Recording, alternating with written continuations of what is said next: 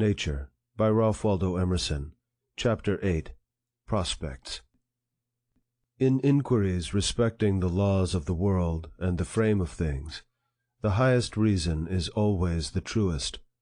That which seems faintly possible, it is so refined, is often faint and dim, because it is deepest seated in the mind, among the eternal verities. Empirical science is apt to cloud the sight, and, by the very knowledge of functions and processes, to bereave the student of the manly contemplation of the whole. The savant becomes unpoetic.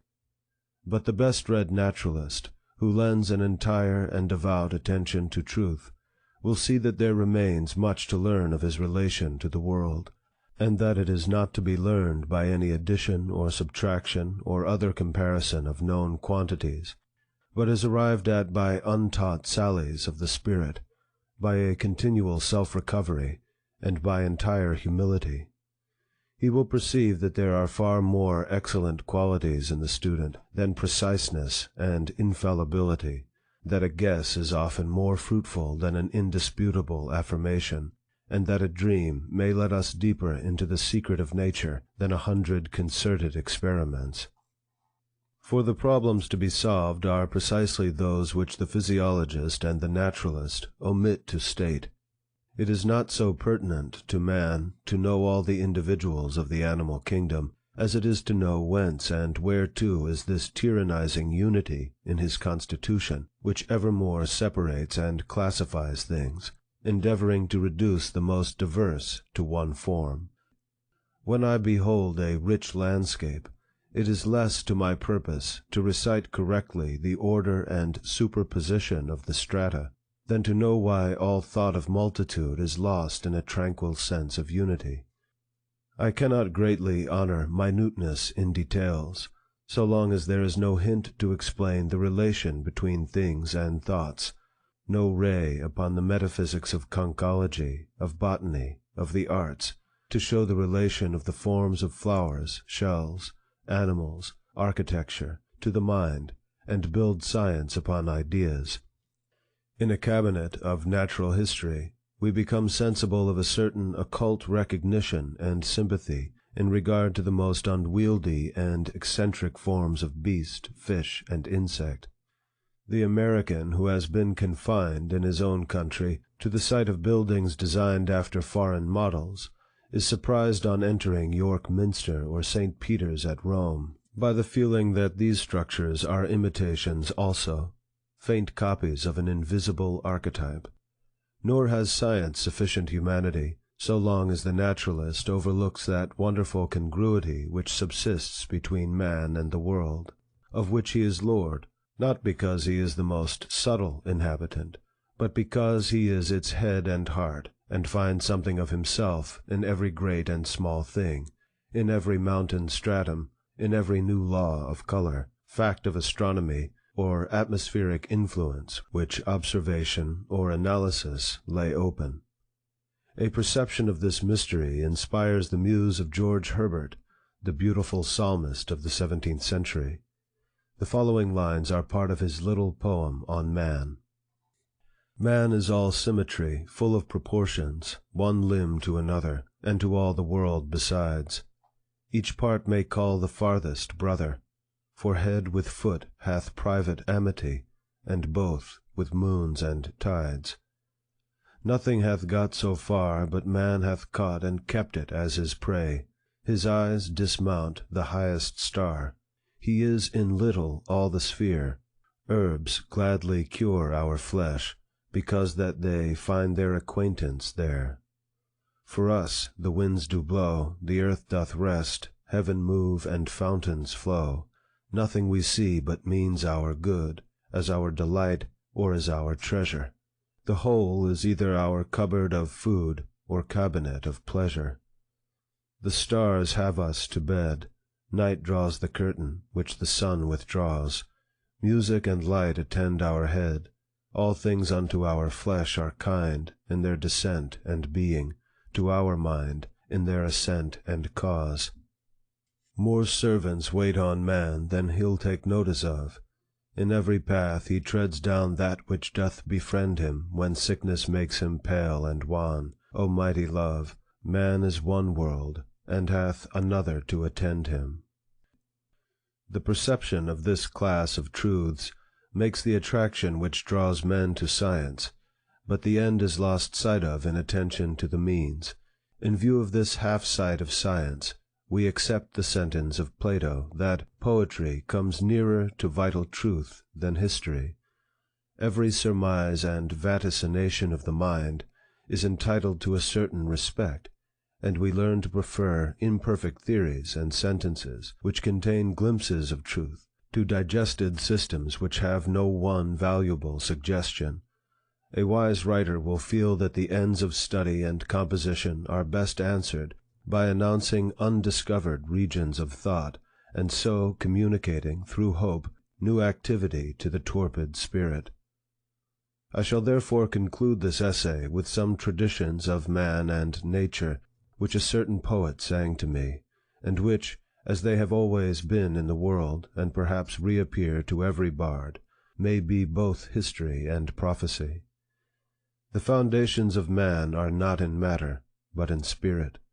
But the element of spirit is eternity. To it, therefore, the longest series of events, the oldest chronologies, are young and recent. In the cycle of the universal man, from whom the known individuals proceed, centuries are points, and all history is but the epoch of one degradation. We distrust and deny inwardly our sympathy with nature. We own and disown our relation to it by turns. We are, like Nebuchadnezzar, dethroned, bereft of reason, and eating grass like an ox. But who can set limits to the remedial force of spirit? A man is a god in ruins. When men are innocent, life shall be longer, and pass into the immortal as gently as we awake from dreams. Now the world would be insane and rabid if these disorganizations should last for hundreds of years. It is kept in check by death and infancy. Infancy is the perpetual Messiah, which comes into the arms of fallen men, and pleads with them to return to paradise. Man is the dwarf of himself. Once he was permeated and dissolved by spirit. He filled nature with his overflowing currents. Out from him sprang the sun and moon, from man the sun, from woman the moon. The laws of his mind, the periods of his actions, externized themselves into day and night, into the year and the seasons. But having made for himself this huge shell, his waters retired. He no longer fills the veins and veinlets. He is shrunk to a drop. He sees that the structure still fits him, but fits him colossally. Say rather, once it fitted him, now it corresponds to him from far and on high. He adores timidly his own work. Now is man the follower of the sun, and woman the follower of the moon. Yet sometimes he starts in his slumber, and wonders at himself and his house, and muses strangely at the resemblance betwixt him and it. He perceives that if his law is still paramount, if still he have elemental power, if his word is sterling yet in nature, it is not conscious power. It is not inferior, but superior to his will. It is instinct. Thus my Orphic poet sang. At present, man applies to nature but half his force. He works on the world with his understanding alone. He lives in it, and masters it by a penny wisdom. And he that works most in it is but a half man. And whilst his arms are strong and his digestion good, his mind is imbruted, and he is a selfish savage. His relation to nature, his power over it, is through the understanding, as by manure. The economic use of fire, wind, water, and the mariner's needle, steam, coal, chemical agriculture, the repairs of the human body by the dentist and the surgeon. This is such a resumption of power as if a banished king should buy his territories inch by inch, instead of vaulting at once into his throne. Meantime, in the thick darkness, there are not wanting gleams of a better light. occasional examples of the action of man upon nature with his entire force, with reason as well as understanding. Such examples are the traditions of miracles in the earliest antiquity of all nations, the history of Jesus Christ, the achievements of a principle, as in religious and political revolutions, and in the abolition of the slave trade, the miracles of enthusiasm, as those reported of Swedenborg, Hohenlohe, and the Shakers, many obscure and yet contested facts now arranged under the name of animal magnetism, prayer, eloquence, self-healing, and the wisdom of children. These are examples of reason's momentary grasp of the scepter, the exertions of a power which exists not in time or space, but an instantaneous in-streaming, causing power.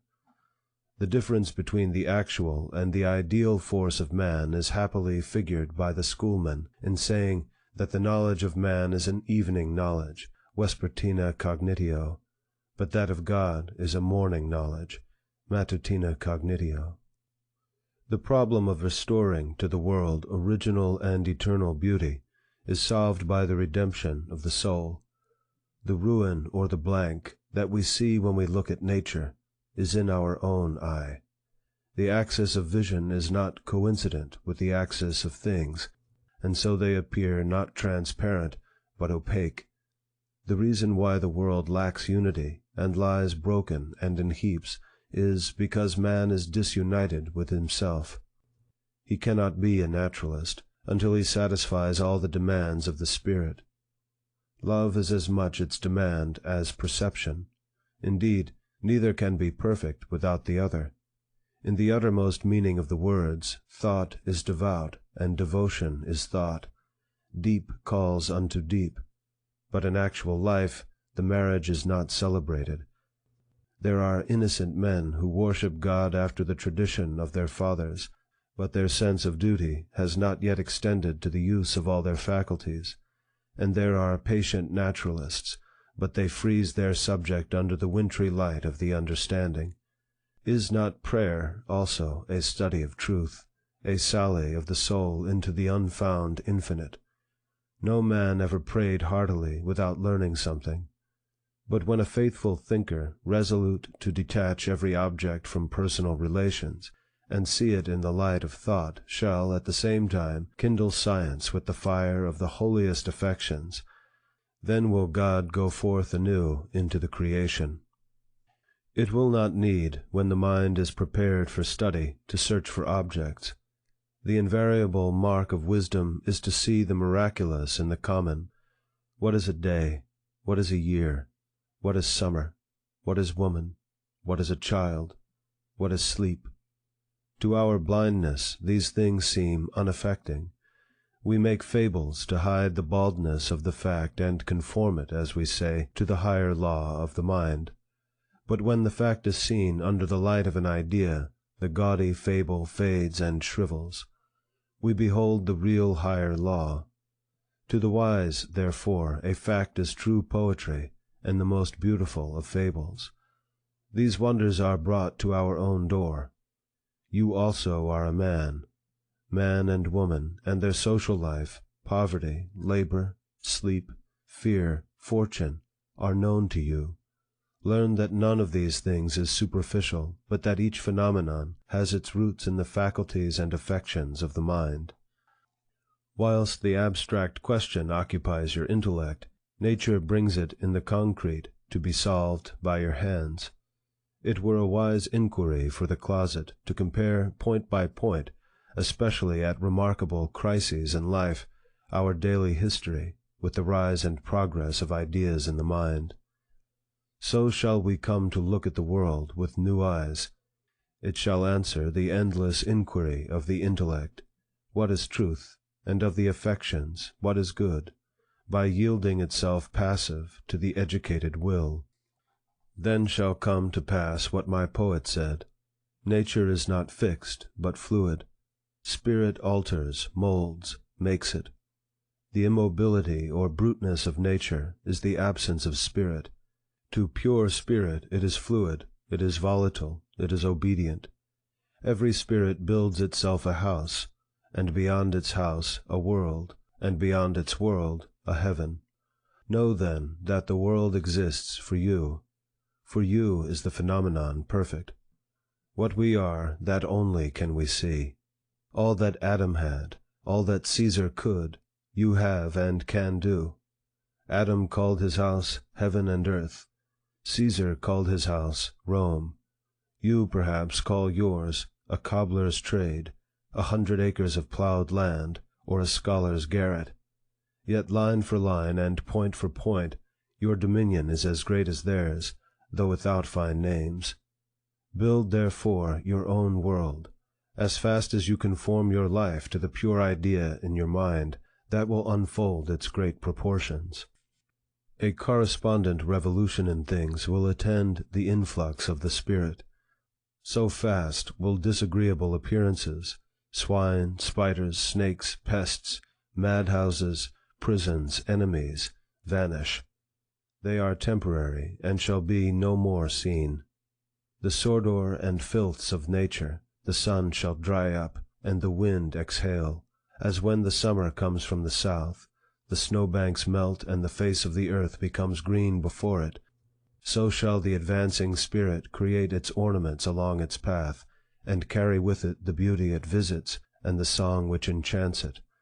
It shall draw beautiful faces, warm hearts, wise discourse, and heroic acts around its way, until evil is no more seen. The kingdom of man over nature, which cometh not with observation, a dominion such as now is beyond his dream of God, he shall enter without more wonder than the blind man feels who is gradually restored to perfect sight. End of Chapter 8. End of Nature, by Ralph Waldo Emerson.